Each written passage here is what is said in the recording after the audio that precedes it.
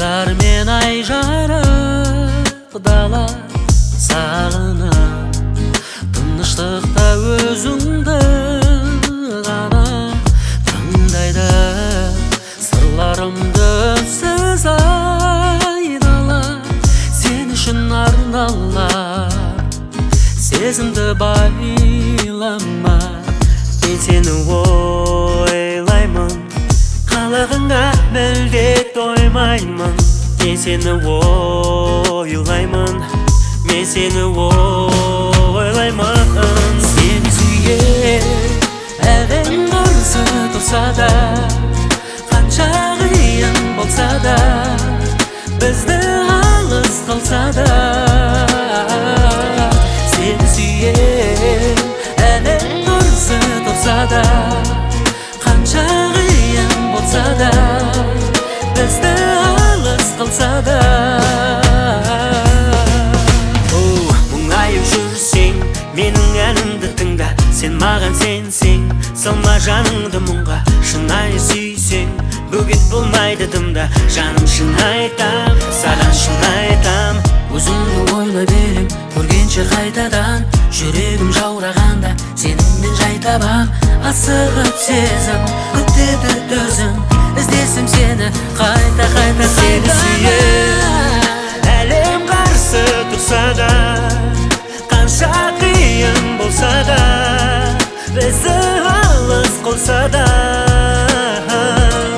Сені сүйе әлем қарсы тұрса да, қанша қиын болса да, бізді алыс қылса да. Сені сүйе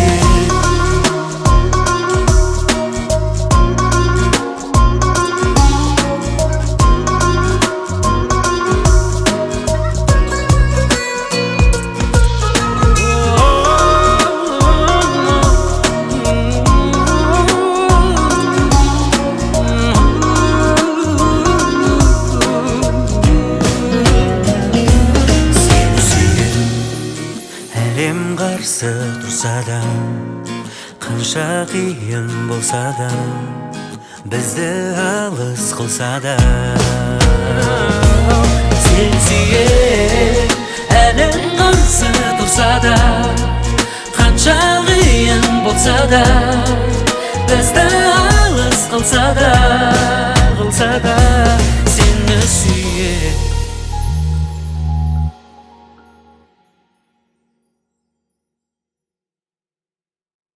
қарсы алуға рұқсат етіңіздер. Ал қареке келіңіздер, той құтты болсын. Құдалар, құда көйлер, өрлердей келіңіздер.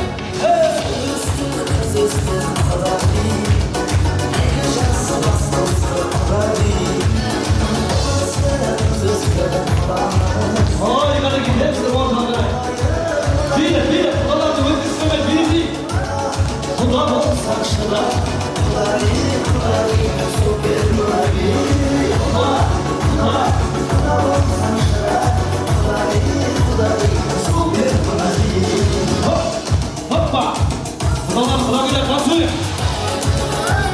Жастар бақытты болсын, келіңдер ортаға.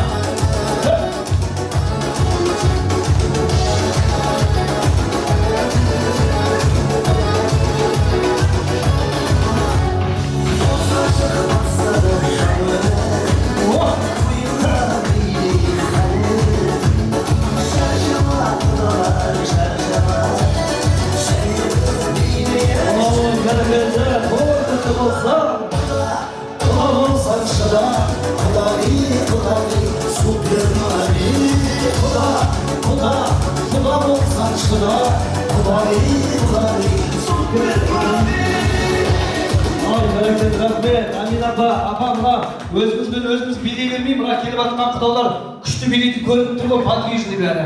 Просто ұялып тұр шамалы ғана. Мұна құдаларды бері алып кішкене билетейік, өзіміз орнымызда тұрмап билетейік. Мұна құдаларды бір билет болайықшы. Жастар келгенше жастардың бүгінгі қуаныш тойы. Ал қарай құда-құдағилар келіңіздер, бәріміз орнында бір жақсы бір би болсыншы. Тойдың сәнін деңгейін көтеріп отырайық. Той құтты болсын, қана кел. Hoppa. Биле.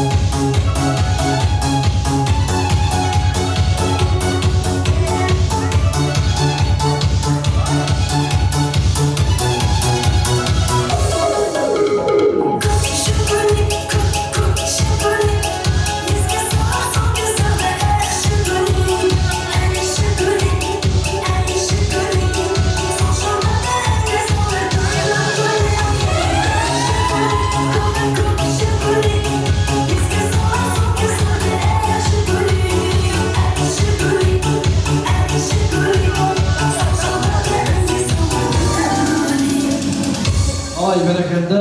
Ассалаумағалейкум ардақ ағайын. Жасым рәсми қабыл болды, иә? Ал ендеше ардақ ағайын, мына Құда күтіп атқан жақ. Ассалаумағалейкум, бүгінгі қуаныш тойларыңыз құтты болсын. Қадам басып, осы әулетке, осы шаңыраққа келіп, алтыннан ардақты, күмістен салмақты бүгінгі тойдың жаңа құдалары ассалаумағалейкум, қадамдарыңызға гүл бітсін. Ал ендеше ардақ ағайын, жөн көрсетіп, жол көрсетіп, жаңадан келген құдаларымызды ақ дастархан басына құт торына шығарып салуға рұқсат еттіңіздер. Тойымыз той болсын, шашуды шашып, шашуды жинап отырайық. Арамызға, ортамызға енді ғана келіп жатқан апаларымыз шашуды шашып жатыр. Шашуды жақсылап жинап отырыңыздар. Осы той сіздердің үйлеріңізге де жететін болсын. Тойымыз той болсын. Ал ендеше ардақты аяулы құдаларымызды жөн көрсетіп, тойдың төріне қарай өткізуге рұқсат еттіңіздер. Ал құдаларым, келіңіздер. Үлкендеріміз, бәріміз түгел дастархан басына жайғасайық.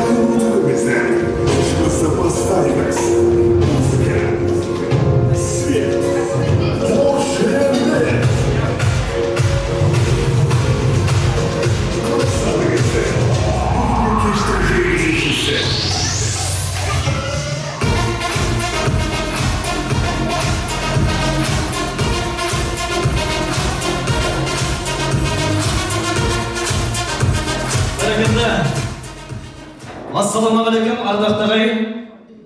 Ассалаумағалейкумдер сәлем салып жатқан кезде мен сияқты тойдың тізгінін ұстап жатқан қазақтың қара баласынан уағалейкум ассаламды шапалақпен сәлем алатын болмаса қазақ. Ассалаумағалейкум.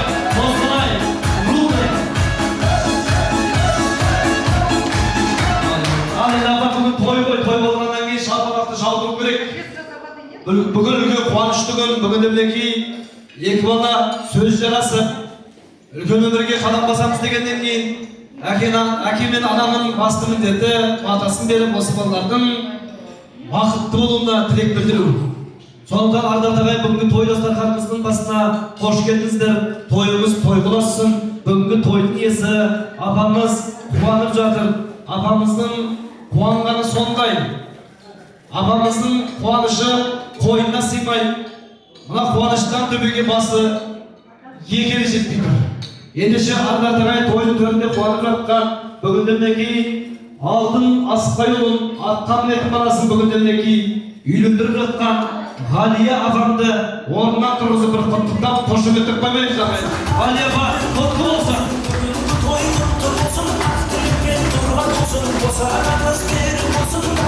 Ой, бәрекелді, мәссі. Апа көрдіңіз ба? Ештеңе айтпау, бәрі орнынан тұрып шапалақ соғып жатыр сізге. Амин апа, демеш айтып, пожалуйста. Мына шапалардың бәрі апа сіз үшін. Ғалия апа құтты болсын. Апа келіңізші. Бүгін үлкен қуанышты күн апа. Қалай көріп екеніңіз жақсы шығар, апа? Бүгін мінекей вообще тамаша. Еридан үйленіп, үйге келіп түсіп жатыр. Мына келіннің шыққан тегінді көріп отырмыз. Жақсы елдің қызын алып отырса апа. Құдай қаласа осы келін сіздердің әулеттеріңізге тастай батып сулайсынып, ертең өздеріңіз мақтап отыратын өнегелі, тәрбиелі елден шыққан бала. Құдай қаласа осы әулеттің мақтан тұтатын келді болады деген үміттеміз.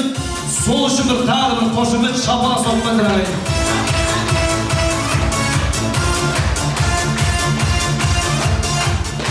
Ал енді ардақ ағайын, олай болса тойымыздың төрінде отырған, мінекей алыстан ат терлетіп келіп жатқан тойдың төріне осы әулетпен, осы шаңырақпен мың жылдық құда боламыз деп тойдың төріне келіп жатқан. Қазір енді қазақта сөз бар ғой, қазақта мақал бар, ешкіде сақал бар.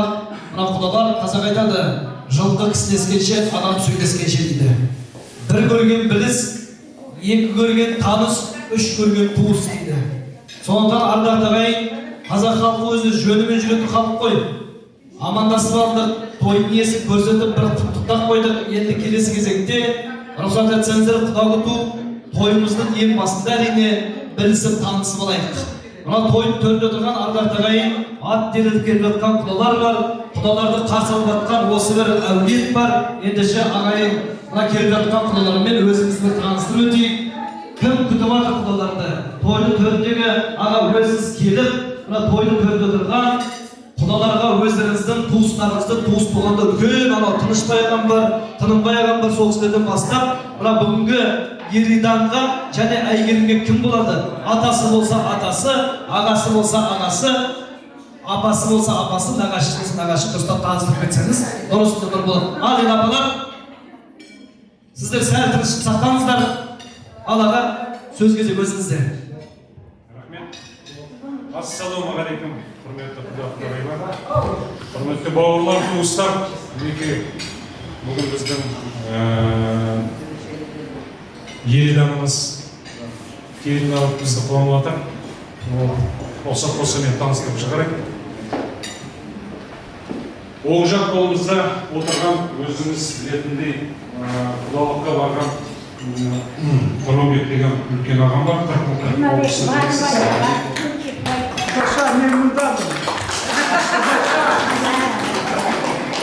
Әнеуге барғанда мен айттым, біздің біріміз қырқылдық, біріміз қаршы.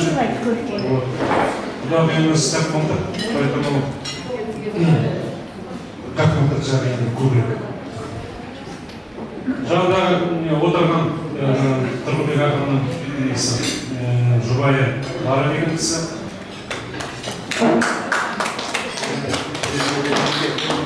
Қарасудан келген үлкен ағамыз Самбарсыз Қабит, бұл кісі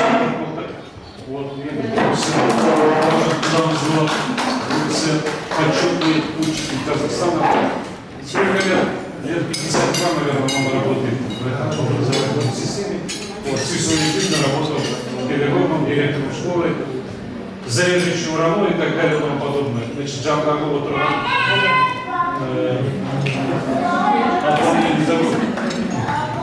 Кейна, Жубаев, жолдасы.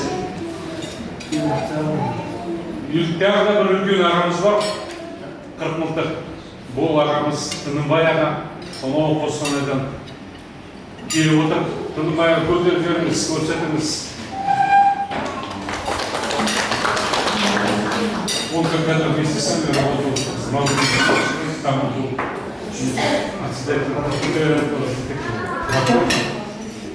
Тағы біздің үлкен Қырқмылтық ағамыз бүгін қайтыс болған, оның жолдасы жұбайы Батима апа деген апамыз бар.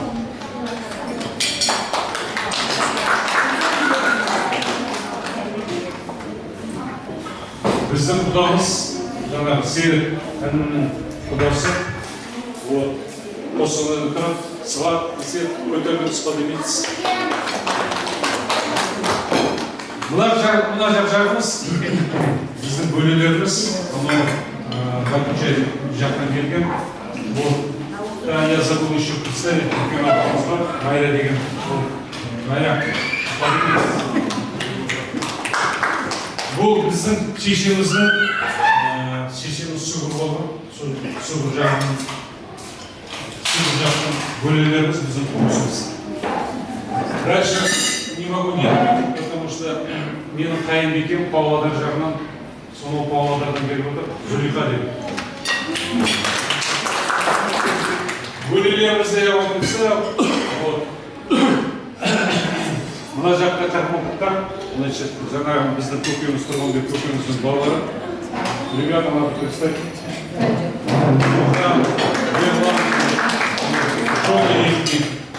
Вот. Пользуясь случаем, хочу представить своих парней, балалары, это Диас, вот, Жандага Алишев, они живут в Астане, и Минут Александр. Бах, и там я не верю. Имран. К сожалению, не все родственники смогли приехать, ну, наверное. дожди, 5-10, поэтому бүгінгі вот то, что мы собрались, это наше. Ал, құрметті туыстар, мынау біздің құдаларымыз.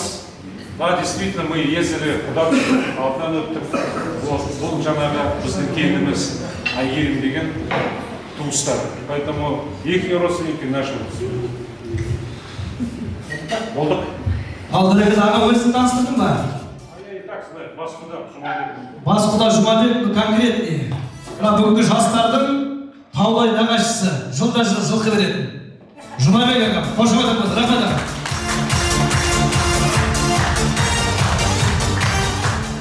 Ал бәрекелді болса, ардақты ағайымына екі жақты жақсы танысып білісіп отырмыз. Ендеше тойдың төріне келген ардақты құдалар, бүгін мына бүкіл құрмет, бүкіл шапалақ, бүкіл қошемет сіздер үшін. Сіздерде мына сонау Қостанай өңіріне мына Рудный қаласына келіп, ақ баталарыңызды, ақ тектеріңізді арқалай келдіңіздер. Мына қазанда сөз бар ғой, қызы бардың, насы бар дейді Амангелді аға. Бірақ енді қыз бала орын тауып жатса, қыз бала тенін тауып жатса, ол да әкенің басты армандардың бірі орындалғаны. Бұл да Алланың берген бағы. Сондықтан бүгінде мінекей келіп жатқан жеріне жақсы келін болсын деп өздеріңізді шығарып салып жатсыздар. Ақ батаңызды беріп жатсыз. Тойларыңыз той болсын. Ең әуелі ардақты ағайын тойдың төріндегі мына қазақтың өзі құдаларды бөліп жіктейді ғой. Бас құда бар, бауыздау құда дейді, тән құда дейді. Оның барлығы өз ретімен жүретін нәрсе. Мына жастардың құлағына алтын сырға ертең үлкендердің орнын осы жастар басады.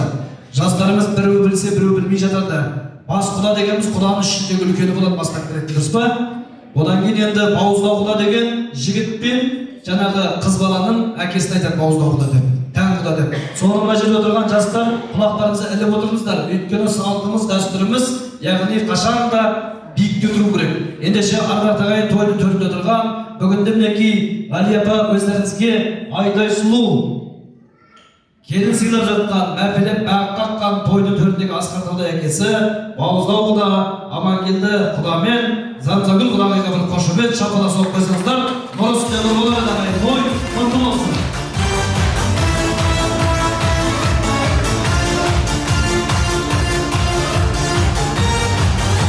Бәрекелді, рахмет. Ал енді құдалардай болсын, рұқсат болса өздеріңізді таныстырып берсеңіздер, ағайын туыс біліп болсын, бүгінде мінекей тойдың төріндегі құдалар, құдағилар өздеріңіз ретіреткен бас құдамыз қайтысы? Бас құда ағамыз кім таныстырады? Өзі таныстырасы? Ағам өзі таныстырсы басында, ал аға қанекей. Бүгін артелерді келіп қалды сіздерге қалады.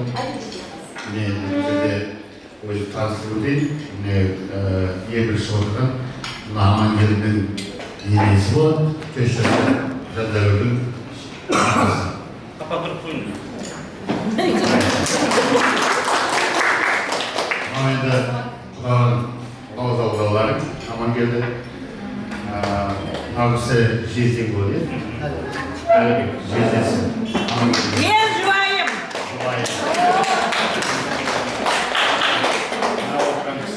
Ағасы болады қана жұбайым.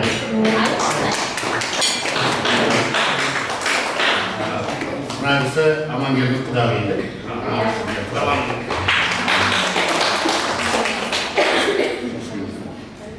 Мынау бегінім болады, Амангелдің барысы.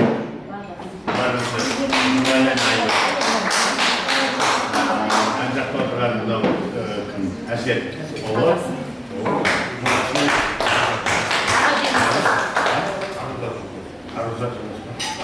Ана кісі.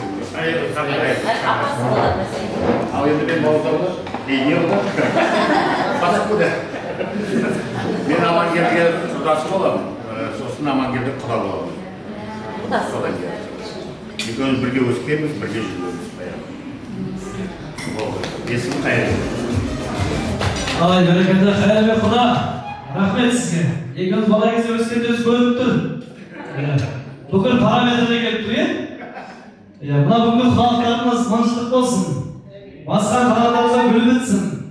Ең бастысы, бәріміз осы жерге жиналып отқанымыз, балаларға бата беріп, балаларға тілегімізді білдіріп, сол тілекпен ақ қабыл болсын деп, ертең осы балалардың қызық қуанышын екі жақ бірдей көріңіздер. Ең бастысы балаларымыз бақытты болсын, одан басқа не керек адамға, дұрыс па? Құтты болсын, ұзағынан болсын.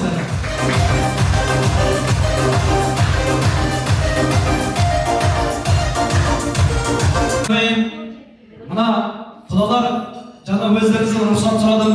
Негізі қазақ халқы өзі ретімен, жөн-жөнімен сөйлеген халықпыз ғой. Мына енді құдалар енді осы жерде құда күтіп отырып, түсіп жатқан келіннің бетін осы жерде ашайын деп жатыр. Жаңа құданың өзінен бар рұқсат алып, құда рұқсат беріп жатыр. Ендеше рұқсат болса, мына астан үлкен әуе жоқ. Сондықтан ардақтаған ең әуелі үлкен асымыз, қазақтың ұлттық асы, құдалардың құрметіне дайындалған сыбағалы сүбелі, саусақ күйіп, жүрек сүйіп жейді қазақтың ұлттық асын дастархан төріне беріп алып, одан кейін мына құда-құдағайлардың келіннің бетін ашуға кіріссек қалай болады екен? Дұрыс болар, ендеше ардақтаған тойымыз тойғыласын тойдың төріне, қазағымның ақ дастарханының сәні мен мәні тойдың төріне, қазақтың ұлттық асы ет тартылсын.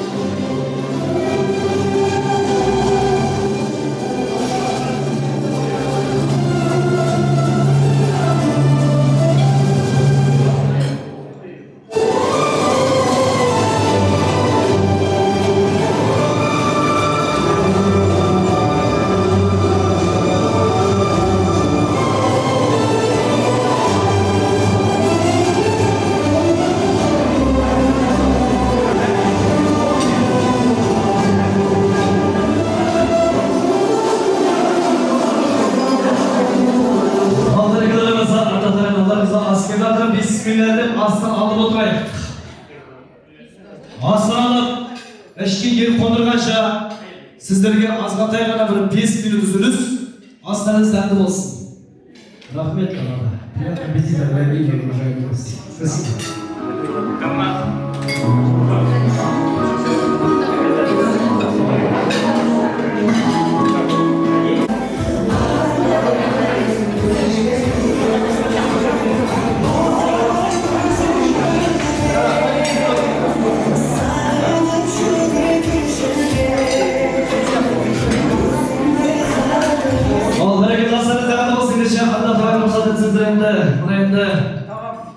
Асты алып отырып, дәннен алып отырып, жүздеріңізді бұрып отырып, келіндеріңіздің бетін ашуға кірісеміз. Ендеше ардақтаған рұқсат болса, әуелі бүгін мінекей Ғали апамызбен, бүгін мінекей Амина апаларымыз, осы әулеттің қуаныш тойы, бүгін мінекей Алтынасыдайұлы Еридан қаласы үйге келін әкеп қуанып жатыр.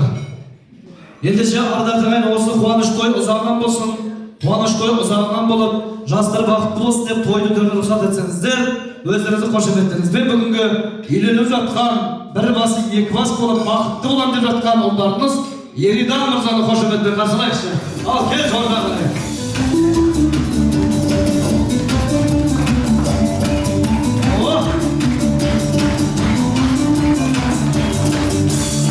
Аттырақ бір қошемет. Без музыки. 1, 2, 3.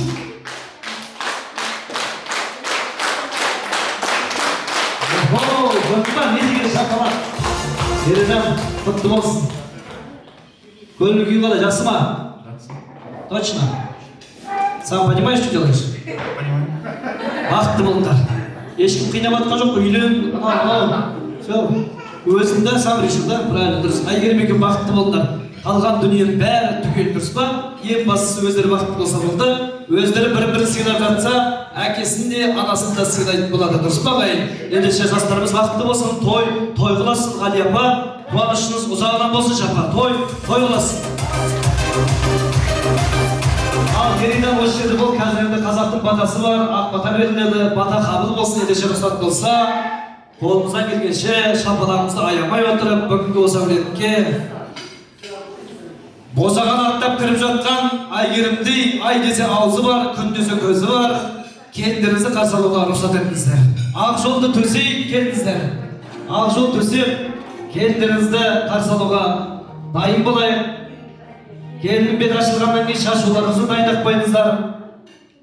Тойымыз асыққансыздар. Той өзіміздікі, ресторан приз тоже наш.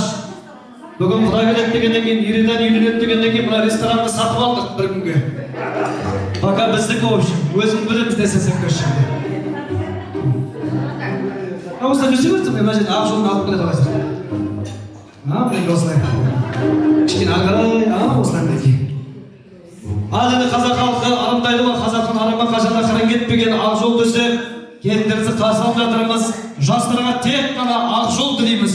Өмірлері жарқын болсын деп тойдың төріне келіндеріңізді қарсылайық.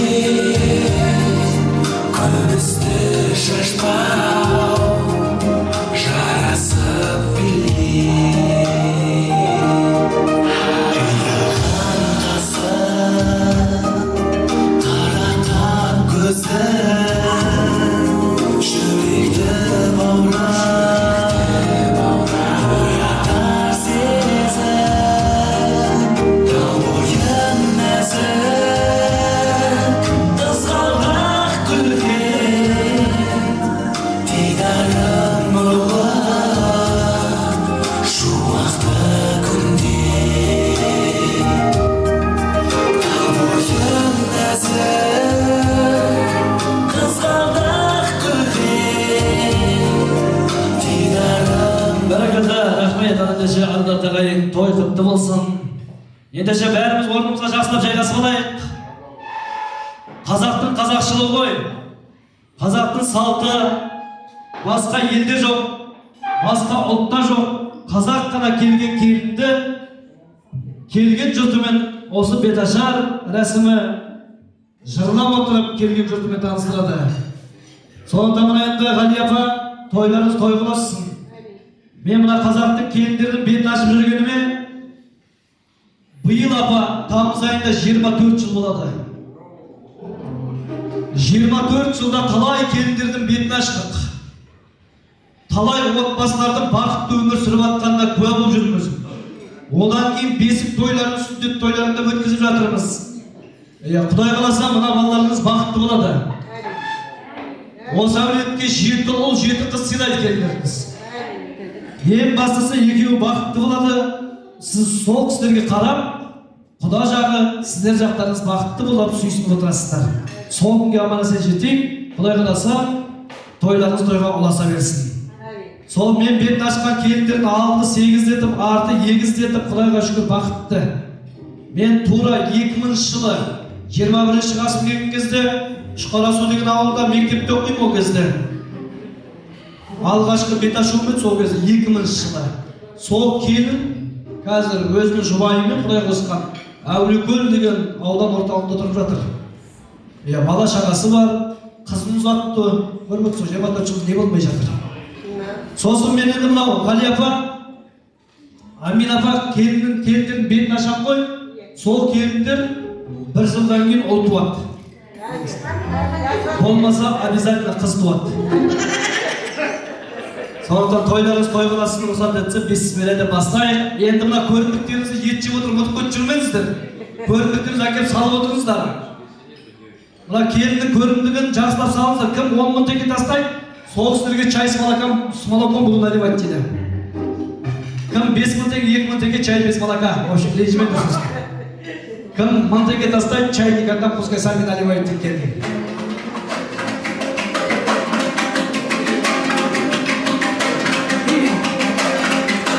Oh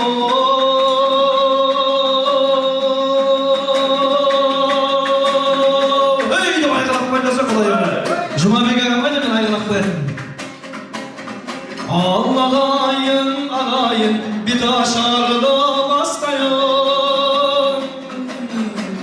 Şarşamaz saytılınca biraz vakit kalsayın.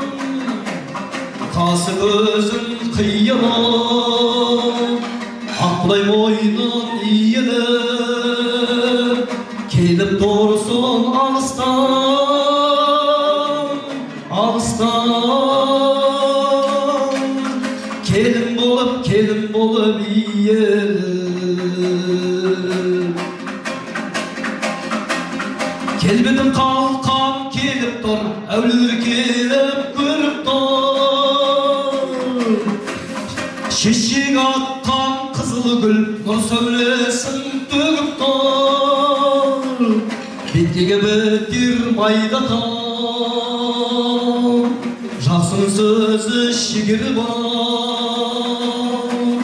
Az üsiyet aytayım, aytayım. Karagım kelimi kolasın. Arasına yüküydün, üsik aytmasın buldan. Ölkün küsse jumsasa, jügürüp dur tımpıldan.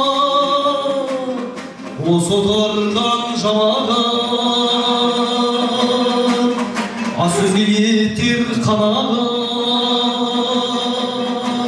Sondıktan da ah kelem, jas kelem.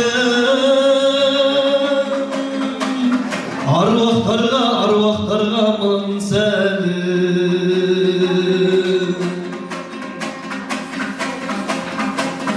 Birinci hürmet atana, atadan kelem azay.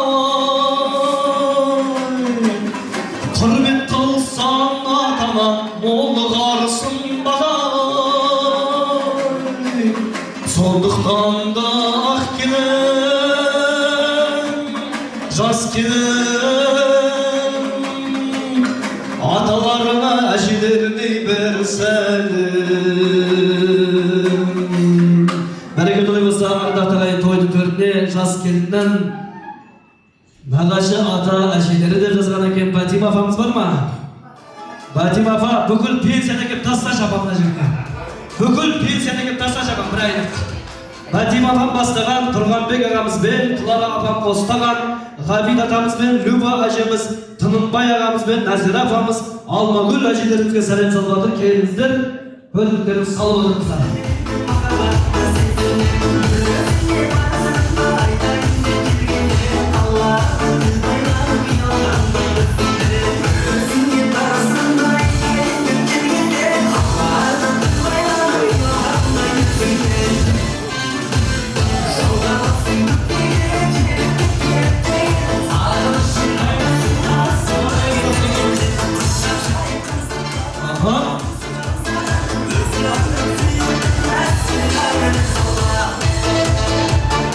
Ой, бәрекелді.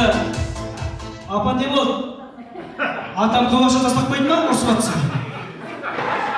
Батима апа, келдіңіз ба? Дұрыс бәрекелді. Апа, қара шай ішесіз ба? Қара шай ішесіз ба деймін. Дұрыс. Бәсін бесіктегі тастадыңыз. Ал, бисмилля, ары қарай осы әулеттің мың жылдық ескі көне құдалар болса. Құда деген мың жылдық, күйеу деген 100 жылдық. Құда балла, құдаша, құдағи мен құдағай. Біле білсін келін жан, ол да саған туысқан. Сондықтан да ақ келем, жас келем. Құдаларға, құдағиларға бір сәлем. Осы әулеттің сыры кетсені сыны кетпеген құда-құдағилары. Есет құда бар ма? Есет құда, Олтай құдағи, Зулиха құдағи, келіңіздер ортаға.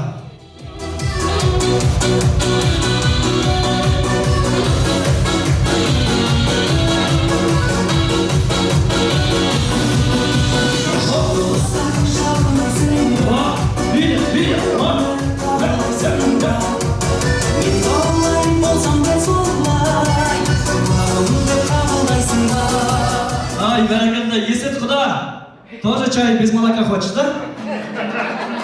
Ай, ничего страшного, анда-санда қара чай ішіп қойын деп жатыр ғой құда. Дұрыс, құда молодец, қашан да осылай позитивпен жүреді өзі. Құда болса осындай болу керек, дұрыс па? Құда постоянно тойда жүреді өзі, постоянно билеп жүреді. Ал енді тойдың төріне ұлы нағашыларымыз бар, өз нағашылары бар, тойдың төріне шығуға дайын болыңыздар. Ақ ниетті нағашы, артық оның бағасы. Өрендердің ағасы, өмірімнің сағасы. Сондықтан да жас келін, ақ келін, нағашы жұртқа бір сәлем. Ал бәрекелді болса, тойдың төріне рұқсат болса, ұлы нағашыларымыз мына жерде отырған қуаныш иесі Ғали апамның нағашылары бастап, баланың өз нағашылары қостап, тойдың төріне Ажар апам бастап, Ерхан ағам мен Самал апамыз, одан кейін Амина апамыз, Ақмарал апамыз, Гүлбану апамыз, Жұмабек, Рима, Серік, Гүлжан, Ерлан, Ботагөз, Нұрмұха, Ольга, Әлішер, Александра, Диас, Сұлтан, Замира келіңіздер ортаға. Билеп!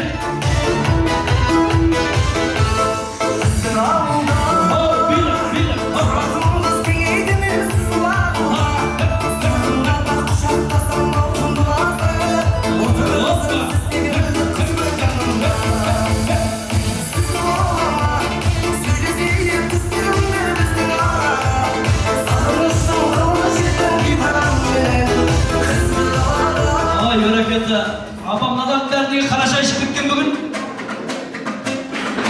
Мына көрімдіктің бәрі жастарға қалады. Көрімдіктерін салып отырыңыздар. Ал енді бөліңдері болса, сонымен тағамдайық. Жиен деген қымбат қой, көркіменен сымбат қой. Алған екей нағашы, бір жылқымды аға қой. Сондықтан да ақ келін, жас келін, жиендеріне бөлелеріне бір сәлем. Ал енді бөлелеріңіз бар, жиендеріңіз бар. Майра апам бар ма? Майра апам бастап, Жұмагүл апам қостап, Фарида апамыз, Ағылхан, Алиясында аға апамызды қошеметпен қарсылай келіңіздер ортаға. Алия апа, 20 мың деген асасы депті мына жерде.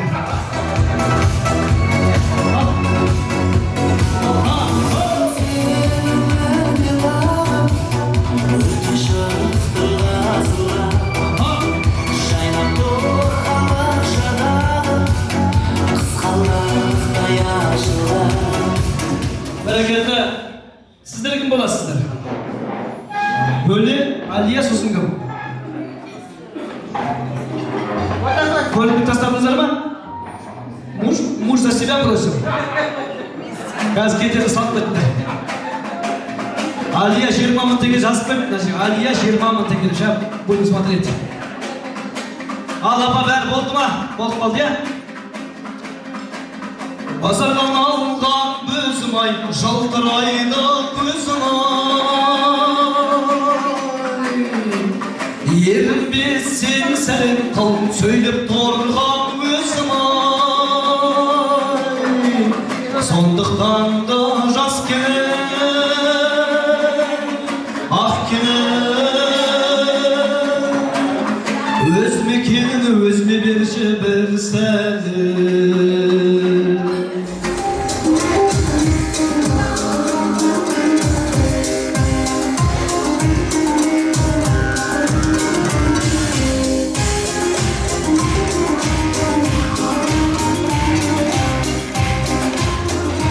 Бәрекелді, рахмет андеше. Ардақ ағайын, қазақта керемет сөз бар.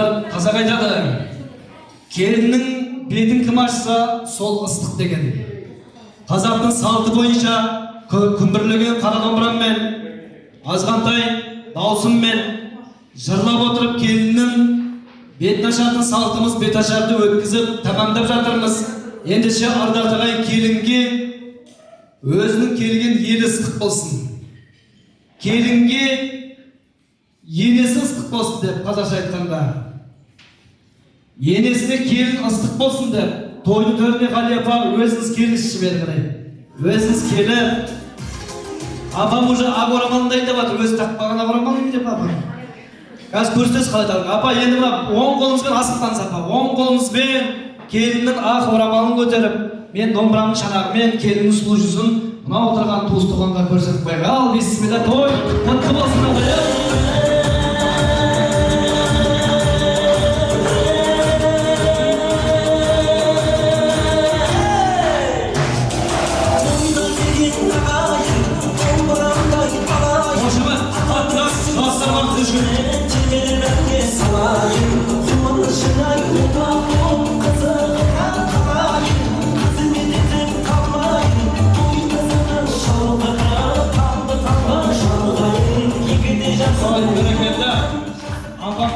Шүрет қартып беріп атыр орамал түспесін.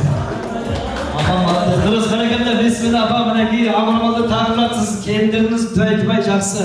Мана айттым ғой, мына отырған құдаларыңызды да білеміз, танып отырмыз, біліп отырмыз, Құдай қаласа жақсы жердің қызын алып отырсыздар.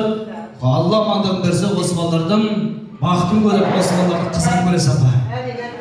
Той қылас, ал енді жеңгелері, вам двойное спасибо, ваша комната кухня, 20 мың теңге тастап кетеді. Бәрекелді, ал енді Еридан айналайын кел. Ой, бәрекелді, бұны атамыз.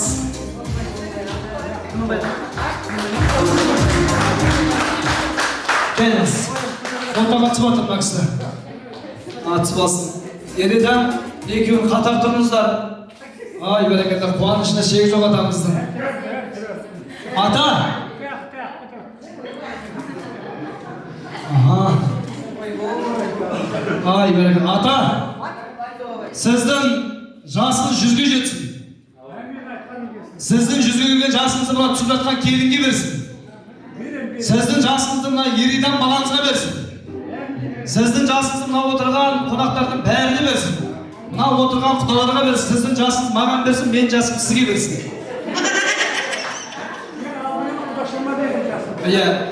Енді аға ана жерге барып, Тұрғынбек ағамды жіберші бергені, бата берсін. Осы ойбай, сіз бересіз ба? Кім бар береді бата? Мына кісіні мені шатыстырып көздер жүріп. Бір-бірінде ұқсайды бәрі құдай ау. Кім? Тынымбай аға. Бұл соқсыз беріңіз. Тынымбай аға келіңіз, балаларға бата берейік.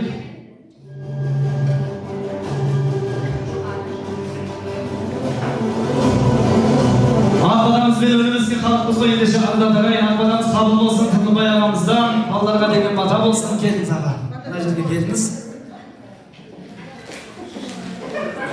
Ал, иллахи әмин, ақбадамыз қабыл болсын.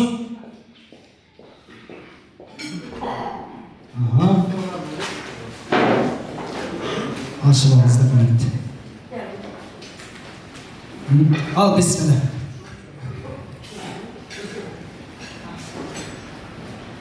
Бер десеңіз бата берейін, арта берсін мерейін.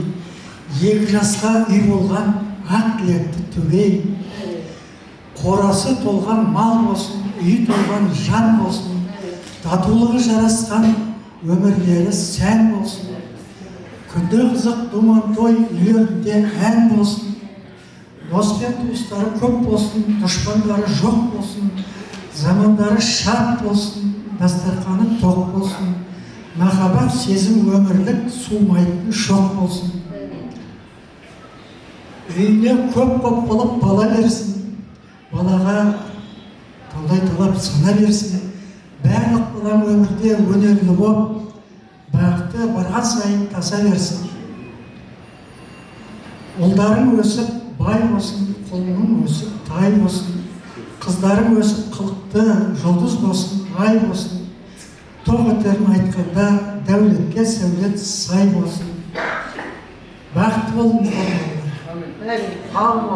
Ой, бәрекелді, ақбадамыз қабыл болсын. Ериданның қолына құттықтап қойыңыз өзіңіз. Дұрыс. Ал енді аға, мұна бата берген өзіңізге қазақтың қазақшылығы шапан. Что-то знакомый шапан, апа? Bereketli, şapan üstünüzden olsun. Toy olasın. Hani kereme şapan. Rahmet ata, ornumuza jaygasa verdiniz. Al endi. Fotoğraf çıkmasın çekiyor ya. Tamam. Apa ko'rib bitta istaymiz. Sizga nega beraman? Sizning betingiz ochgan yo'qmiz g'o. Ya, buna ko'rindik jastardiki. Apa kam berim. Ya, mana tutangizlar. Men endi apa mana so'z olib ketayin. Men endi qozoq arımdab yuradi apa. Men de arımshilmi sonday. 24 yıl betaşar ötküzüp жатқан маған да бір мына домбырам тоқтап қалмасын еридан мына беташар көрімдік бәрі өздеріңіздікі. Мына беташардың рәсімі жалғасын таба берсін, Құдай қаласа әлі бір 20 жыл той басқарам деген ойым бар. Мына арымдап домбырам басына бір арымдап салып бер бір 500 теңге жарайды сол. Еридан өзі сал. Көп салмаса ой апама кетіп бара жатыр ақша. Арымдап салып қойды сонымен апам жанды 5 мың теңге беріп жатыр. Еридан 10 мың теңге беріп жатыр. Апам 5 мың теңге беріп жатыр. Апа жоқ көп керек емес, шамалап арымдап салып қойды, қалған бәрі жастардікі. Апа бұл Еридан не берді, соны берсек болды, кеттік сонымен. Мен 20 мың деп отырмын ғой сізде. 20 мың керек емес апа. Әлі талай келдік, мен ташамыз, рахмет аға. Ал енді мынау көрімдіктің бәрі жастар сіздердікі. Қазір енді сіздерге ыңғайсыз ғой, неудобно. Апама беріңдер, санап қояды өзі. Сосын өздеріңіз қайтып береді, бермесе сұрамаңдар. Болды апа, рахмет. Ал ендеше жастар орындарыңызға жақсылап шығарып салайық. Екеуіңіз бір суретке түсіп алыңыздар, күшті болmuş жерде. Жақсылап бір суретке түсіп алыңыздар. Содан кейін Әмин апам беттеріңізді сүйеді. Содан кейін орындарыңызға шығарып саламыз. Тойымыз той құрассын. Апа, құттықтап қойсақ орнына шығарып салайық жастарды. Құтты болсын.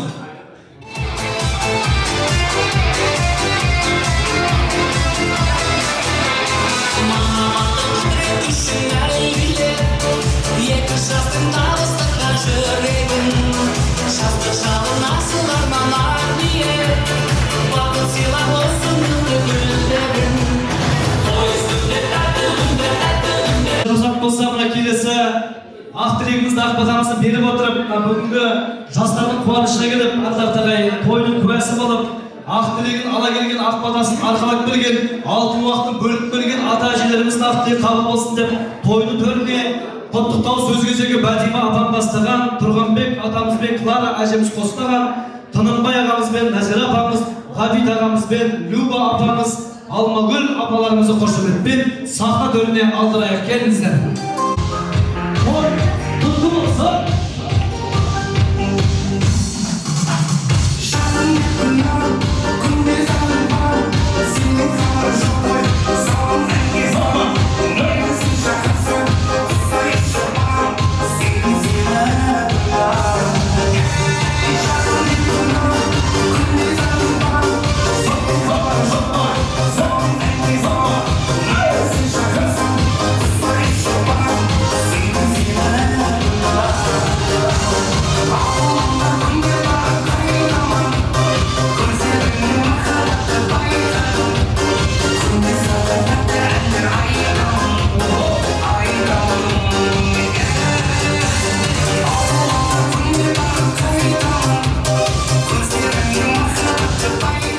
Бәрекеті бәрі шықты ма? Бәтима апам, Тұрғанбек ағамызбен Клара апам шықты ма?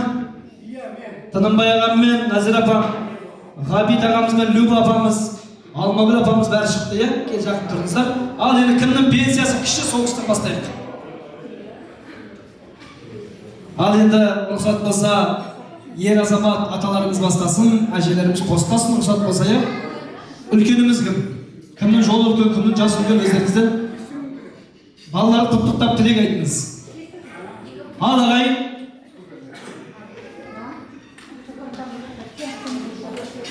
Ал ағайындар, ағайындар, оған туысқандар. Бүгін Тұрсынбектің шаңырағында Яқпиұлының қарны жарылып жатыр. 2 жас мейірімді болсын, сүйкімді болсын. 2 жақтағы ата-аналарына Beni de sükürde olacağımda. Oynayan oylarına жеткізген. Benim yaşımda versin. Mahvatların umurluk mahvat olsun. Sol elde aytattım. Бақытты болыңдар. Алла тағала тілем сендерге бақыт. Жаусыңдар, жаусыңдар. Тілейтін бақыт.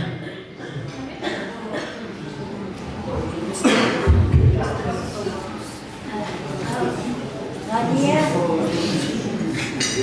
осы қуаныш ең сағысы бірінде көріватқан қызығын бірінші сасып өзің неғып жүрсің ғой айналайын.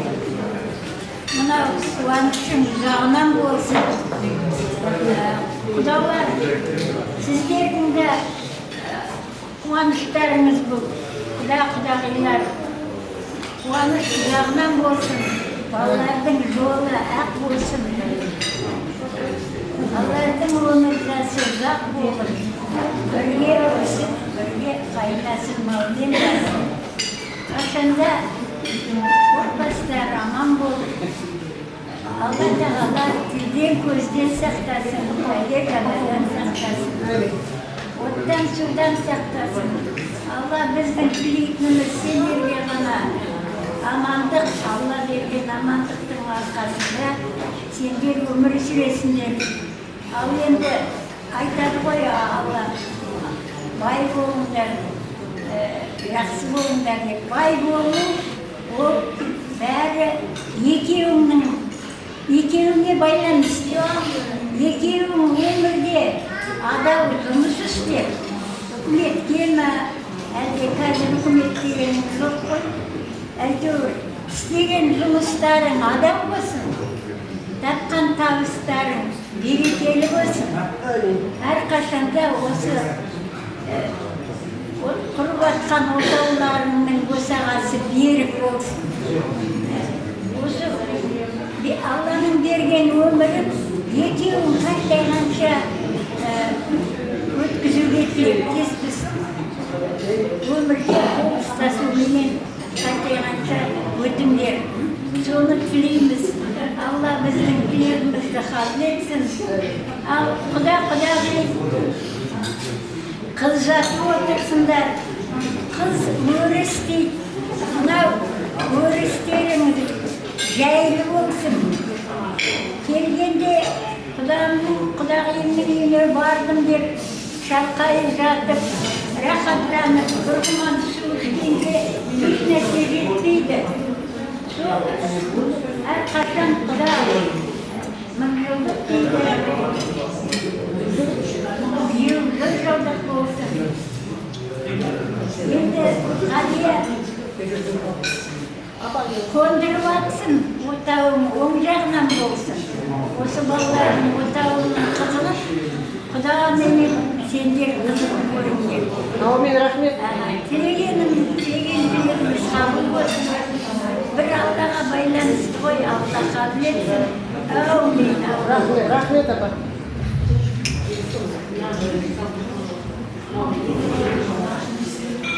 Қалқан Ғалия қуанышың құтты болсын. Өзіңнің денсаулығың мықты болсын. Сол қуанышты қуана береді. Екі жас бақытты болсын. Аспандары ашық болсын. Босағалары берік болсын. Шаңырақтары биік болсын. Заманымыз тиіш болып, сол осындай жақсы заманда екі жас бақытты ғұмыр кешуге тілектеспіз бәріміз. Өмірлі шүрлі болсын, ертең қуаныштан қуанышқа жеткізе берсін сені. Амандық болсын, саулық болсын. Екі жас біріншіден дені сау болса, екіншіден бірі сыйлап өтсе, байлықта болады, барлықта болады. Қазақ айтатын көрінеді ғой, кім бай болғысы келмейді, Құдай қаламайды дейді. Кім патша болғысы келмейді, халық қаламайды дейді. Соны Құдай қолдаса, жастарға қазір заманда байлық та болады, барлық та болады, бәрі болады. Амандығын сұрайық, денсаулығын сұрайық. Сонда бақытты болады деп есептеймін қазіргі заманда. Амандық болсын, саулық болсын. Амин, атажан, рахмет.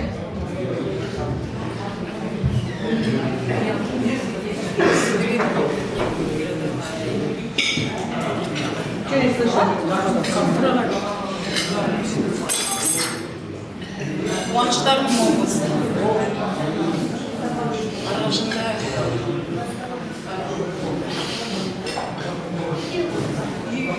шаңырақтарым жаңа болсын. Қуаныштарым мол болсын арасында. Қуантай берсін. Амин. Бақытты бол.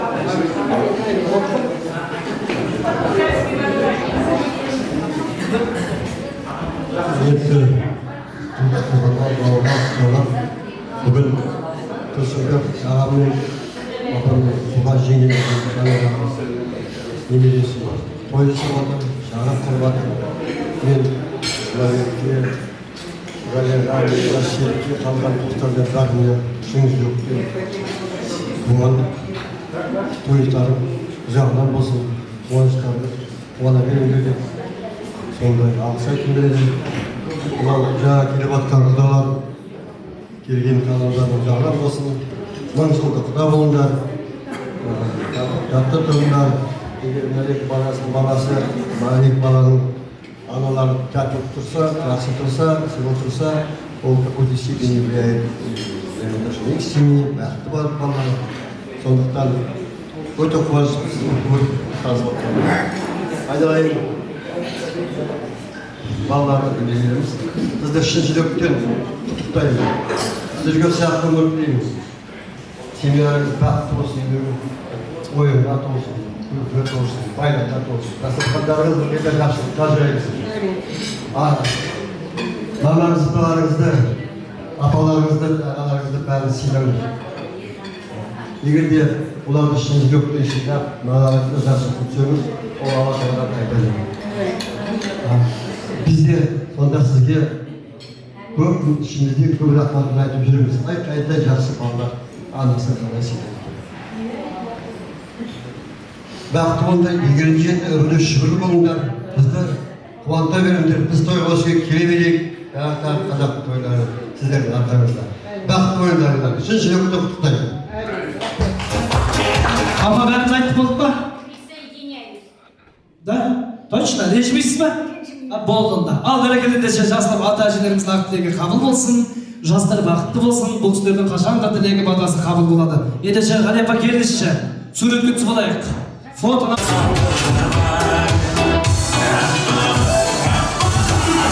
сұлды көтеріп отырайық.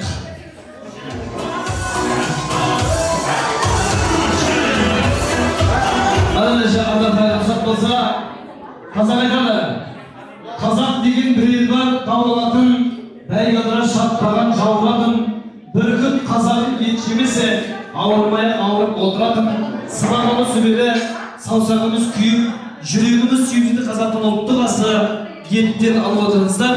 Ендеше тойдың төріндегі мынадай ұлды, мынадай қызды дүниеге әкелген аналарымыз бақытты болсын деп, тойдың төріне Еридан балаларымыздың аяулы анасы Ғалия апамыз құрметіне және де әйгерімдей балаларымыздың ардақты анасы Замзагүл құдағи.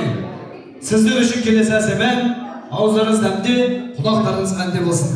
Аналарымыз мәңгі жасасын. Ауыздарыңыз дәмде, құлақтарыңыз әнде болсын. Тойымыз құтты болсын. Сіздер үшін қазақ радиосы.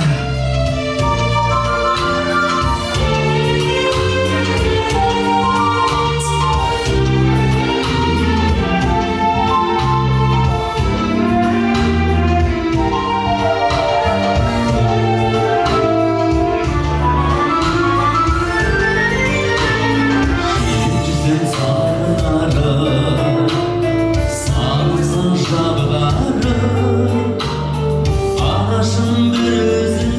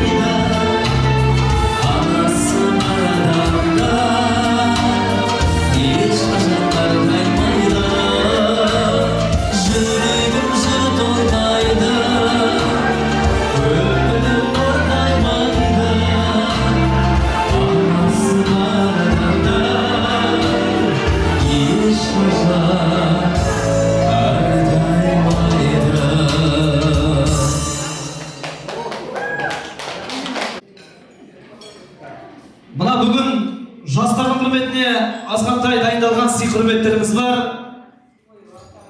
Қымбаты бар, арзаны бар, осы жерде бәрі үшін. Мыналарды сіздерге үлестіріп көруге рұқсат етіңіздер ағайын. Тілек өз алдына ән өз жөнімен азғантай бір викторина сіздерге. Баяғыда мынау той төрінде тұрған бас құда Қайырбек ағам біледі. Қазақтың эстрада әндері аз еді ғой баяғыда, біз бала күнімізде сіздер жігіт болған шақта. 80-ші жылдары, 90-ші жылдары. Сол кезде қазақтың бір керемет әні болады деп бәріңіз біледі. Қандай ән? Әлі күнге дейін модадан шықпай келеді. Қандай ән? Ау. Қалай? Той жыры? Той жыры енді той жыры. Сосын қандай ән? Билейтін ән. Билейтін ән, құдағай. Жоқ, қарашы ғой, кеше ғана шықты ғой. Көрейік шау, көрейік. Тауып аласың бірінде, қараңыздар. Ал, слушай внимательно. Находим песню по мелодии. 3.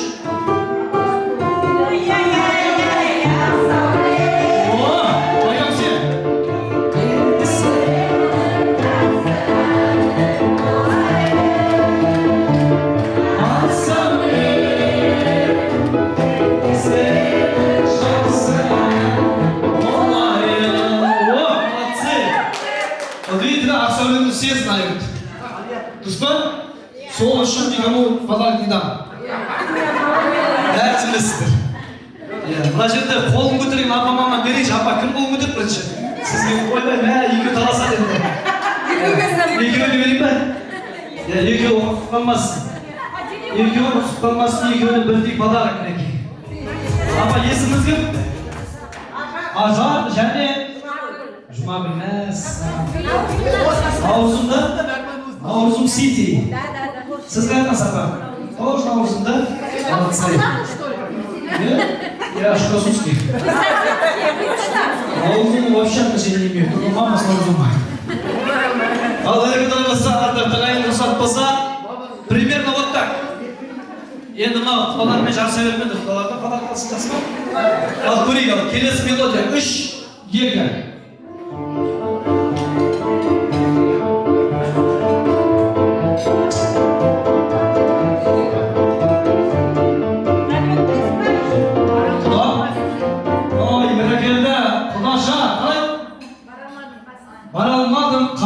Кімдің әні?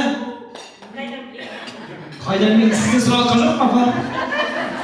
Құдашадан сұрап, келін ортаға қарай. Бәрекелді, қош ұрмет Құдашаға.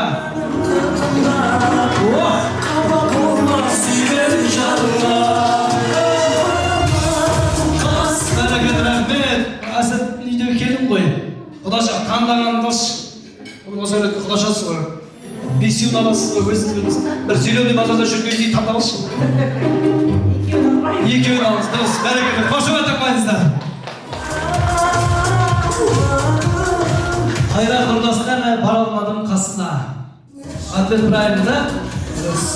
Примерно осылай біліп отырасыздар. Ал аталар, әжелер, арқада кеттік. 3, 2, 4.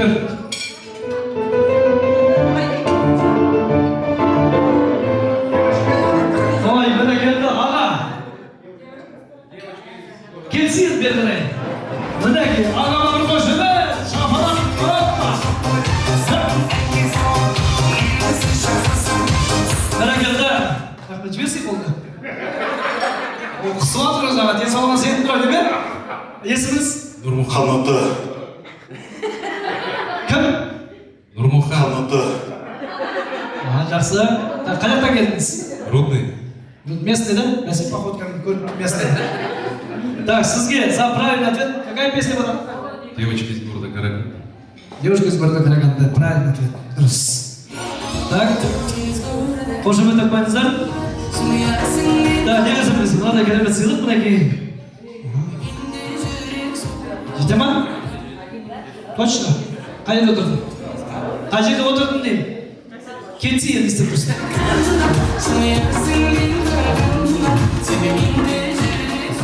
Так, аталар әжелер жүрді, скучно болып жатыр я, молодежный әндер қойып жатыр я, музыканы.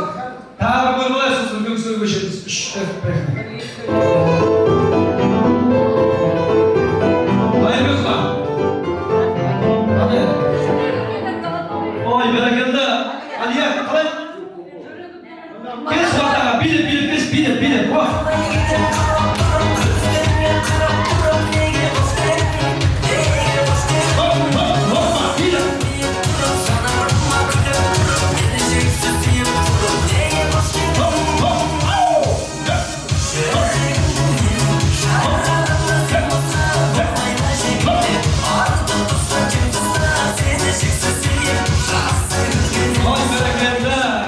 Не үшін шықтың мына жерге?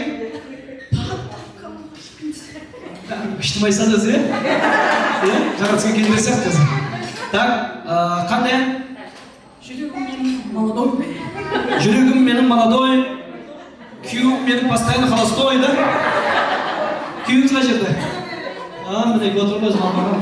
Күлді қойған сұрасы, да? Точно попал, да? Так, песня правильно, дұрыс айтасыз. Кімнің әні?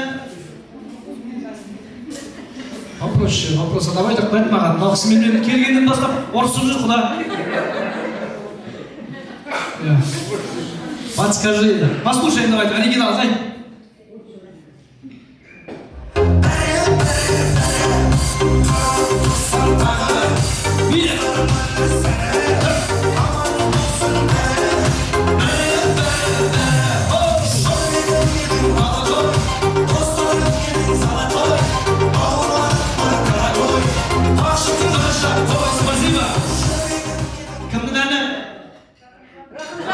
Рахымжан Жахаем, точно, молодец. Так, сізге за правильный ответ надо керемет сыйлық. Фольга алюминиевая. А зачем вы будете биографию сказать? Так, и за красивый танец надо керемет сыйлық. Хочешь, не хочешь? Бери. Не хочу деп қояды, но еще басқасын берді, қырмады. Теперь один вопрос сізге, сол вопросқа дұрыс жауап берсеңіз. Келіңіз бәрі. Как? Сіз мені как? Мен құрдас қылды өзі, ұрсады өзі. Молодец өзі. Так, сізге сұрақ. Алма қай жақта өседі? Қай жақта өседі? Ағашқа, молодец, ана кісі айтпағын білмейтін сен. Алматыда дейтін аға? Поехали дальше. Жоқ, басқыңыз? Ничего не буду. Все, онда жүре беріңіз. Бара емес құдай үшін. Қошымын.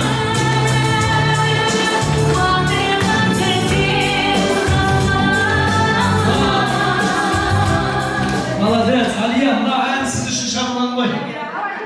Алия деген қыздар бәрі мақыр ғой. Молодец, аға. Қалай жатыр, Алия жақсы ма? Алияны түнетіп көрші. Жақсы көрдіңіз. Ал, кет қарағай. Аға, енді былай болсыншы, аяғы өзіміздің қазақ әндері киіз болып басып қалдық. Өздері жақсы біліп, бірақ абай ерекше олай болып кетпесін. Текст орысша аударып алдық біз. Текст орысша, ән қазақша. Көрейік ал, слушай, внимательно. 3, 2, 4. На ногах надел кожаный сапог. Луч моя, а подошва стужа. Дует сквозняк. Ой, бәрекетті, қошымы теңіз ортаға. Билеп.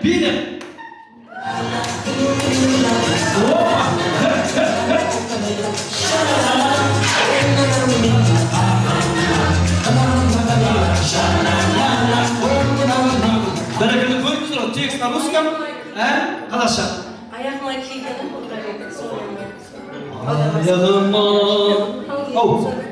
Аурушсы, ол жақсы. Апа, дұрыс, аяғыма кигенім бұл қаретік Сәулемай. Дұрыс қой? Аяғыма кигенім бұл қаретік Сәулемай. Араларымнан барады. Апа, қайда біліп қалдыңыз? өмір естіп жатқан. Что-то мына молодежь не знает. Жастар білмейді. Вот, мінеке сөйтіп, дұрыс, молодец, апа, не аласыз? Бәрі бесплатно. Міне. Автокубка. Мәшіңіз бар ма? Ауылда келіп жүр. Болды, дұрыс, бәрі келді. Арында жақсы, қошымын.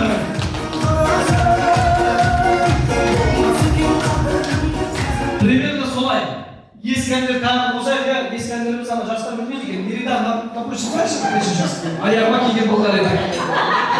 Первый раз слышишь, да? Следующий раз второй раз услышишь. Ал, тыңдай. Аляба? Дядька разрешает. Мама не разрешает. А если мама разрешает, то дядька не разрешает. Фу, жаль, что шуба коротка. Кім шығады? Сабақ, құдай ау, не деген білім ада баста. Не деген апа, ән бесші, басы бесник. Bir.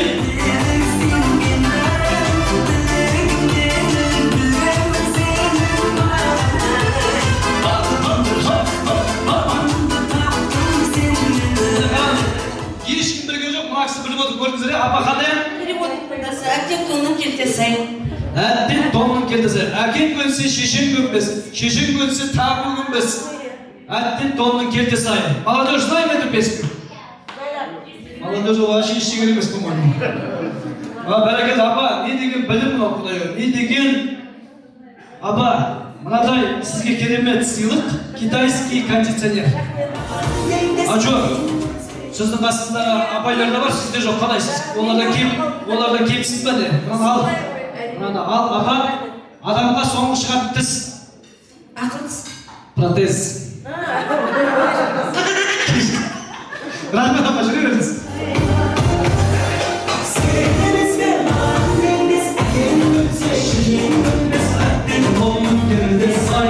Бәрекелді, Жұмабек аға, мына әнді білмейміз бе де? Білеміз ғой.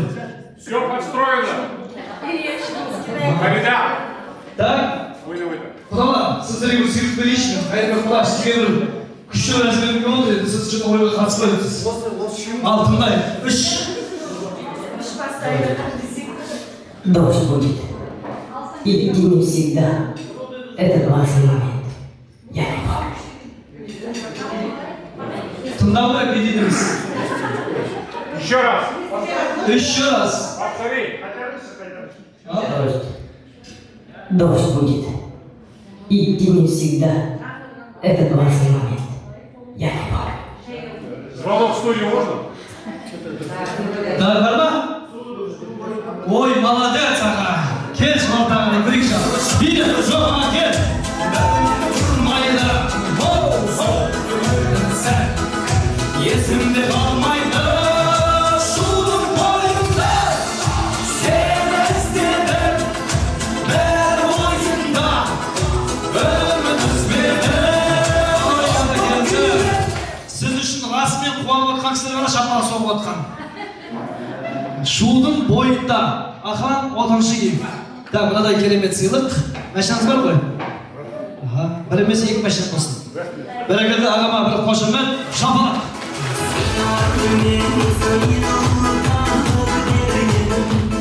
Так, енді соңғы жұмбақ сонымен болды. Тыңдай, 3, 1. Село Игорь. Улица Истин. Молодец. Әйтеуір шықтау сені. Кел жордағы қарай. Билет. Опа!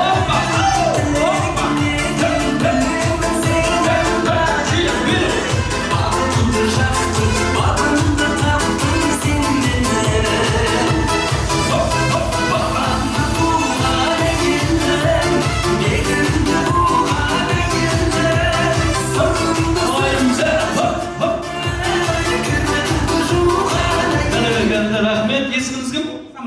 Самал, кім боласыз бұл үйге? Нағашысына ерім. Нағашына елі, бірінші, екінші? Мамасына. Болдым. Бәрекелді бала керемет сыйлық. Есіміңіз Самал. Әннің аты? Ауыл мен қала. Ауыл менен қала, көше менен дала. Сені іздедім, сен жоқсың. Наурызында жоқсың, Қостанайда жоқсың, Реңгіде тек бөл жоқсың. Аха, кім айтады? Мен айтам. Кімнің әні? Ерке Исмахан. Знаем, да?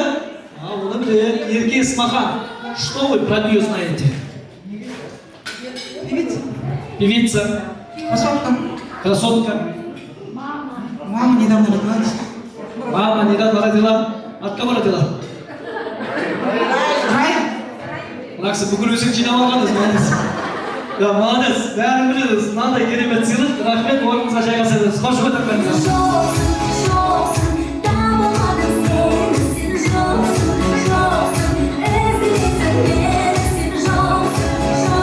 Бәрекет осындай атсалысып отырыңыздар, азғандай сыйлық алып отырыңыздар, үйлеріңізге той кірсін, осы той баршаңызға жұмысты болсын. Енді жүргізат болса, арда тарай тойдың төріне, құда деген мың жылдық деп, тойдың төріне ат теретіп келіп жатқан жаңа құдалар, сіздердің алдарында осы әулетпен талай жылдар құда болып жүрген, осы әулеттің сыры кетсе де, сыны кетпеген мың жылдық құдасы, Есет құда, Олтай құдағи, және Зулейха құдағайды қошеметпен сахна төріне қарсылайық. Келіңіздер. Есет құда, бері. Құдағи, раса.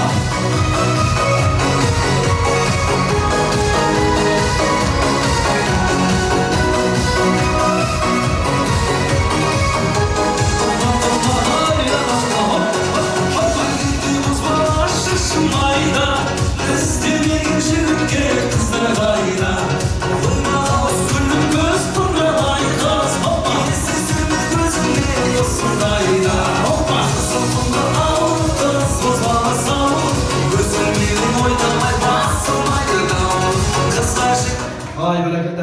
Не очень мақпалай маға айтмасы күшті білдіңіз осыз. Білдіңіздер, Ал ағайын. Наусумский.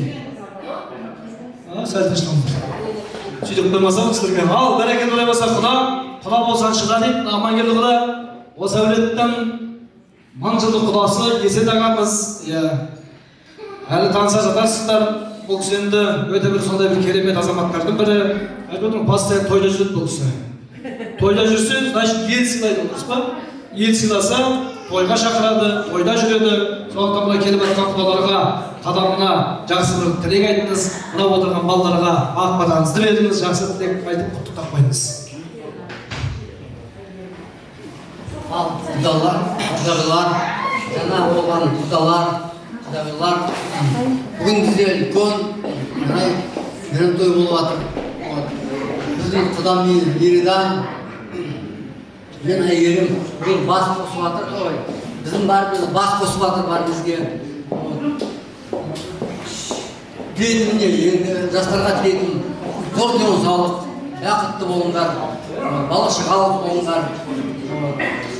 Кіл жақсылық көріңдер, жолдастарың көп болсын, мол болсын, жақсы болсын жолдастарыңыз. Әке-шешелеріңіз жиын. Давай продолжим, орысша продолжим. Чтобы родители уважали, шли по стопам своих родителей. Ну, видно, что хорошо воспитанные, чтобы у вас родственников хороших. Желаю вам всем счастья. Қазақтар айтады ғой. Құдалық 10 жылдық, күйеу бала 100 жылдық. Чтобы были тоже родителями, бабушками, дедушками тоже стали, воспитали хороших детей, достойных. Наш Казахстан суверенным стал уже 30 лет. Сейчас у нас все идет, развиваемся, поднимается промышленность, экономика, новое воспитание молодежи. Молодежь, конечно, уже не сравнить с нашим поколением. Наше поколение было совсем другое. Сейчас молодежь более продвинутая, более цивильная, грамотная. Чтобы вы тоже были таким вашим участием, ваше все дано вам развивать наше государство. У нас в стране все есть. Вся периодическая Менделеева, зерно, мясо, молоко. Все у нас есть в стране. Только нужны хорошие специалисты, чтобы развивали наше государство. Если будет развито хорошее государство, будут счастливые семьи. Будьте что, счастливы, долго-долго живите. Всем крепкого здоровья, счастья, благополучия. Большое спасибо.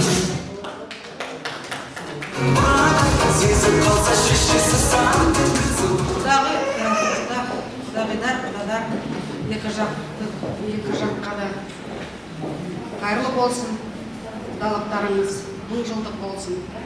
Жастарға Еридан, әйгерім, сендерге тілейтін зор денсаулық, мөлдір махаббат, шаңырақтарың биік, босағаларың берік болсын. Бұл жаққа да ата-аналарыңа сыйлы болыңдар, бақытты болыңдар. Рахмет. Бәрекелді құдаларыңыздың ақ тілегі қабыл болсын. Ғали апа келдіңіз өзіңіздің Құдай қосқан 1000 жылдық құдаларыңызбен жақсылап бір суретке түсейік, тойымыз той қыласын. Есет аға, фотода память.